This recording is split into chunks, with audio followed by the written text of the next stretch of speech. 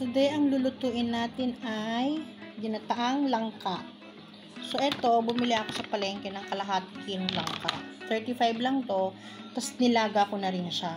Ayan o, para hindi siya mahirap lutuin. Tapos, sahusahugan natin siya ng karne. Medyo taba talaga yung pinili ko para yung sarili niyang mantika yung maggigisa sa kanya.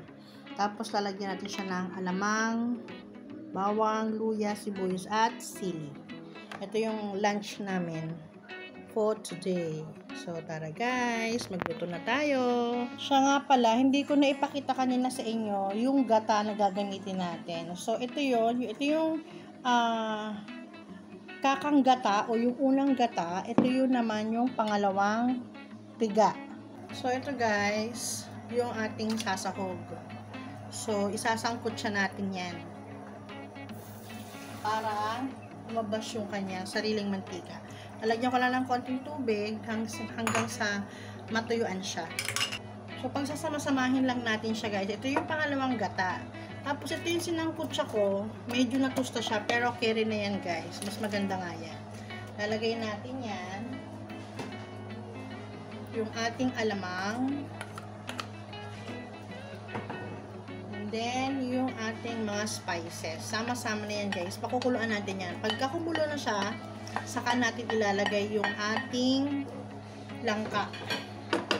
So, guys, ulitin ko, kanya-kanya tayo ng version sa pagluto ng ating langka.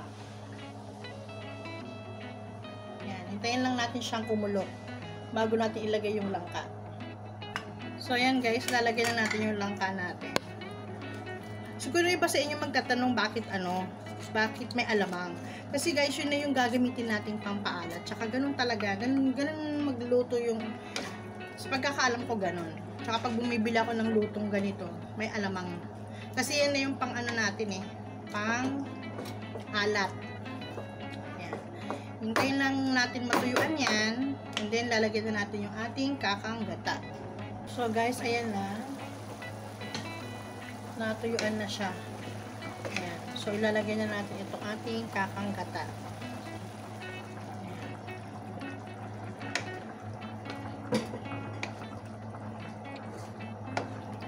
So, ayan. Palalaputin lang natin siya ng konti.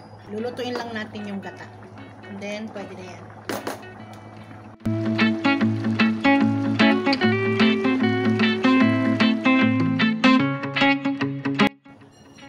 Ito na po ang version ko ng ginataang langka.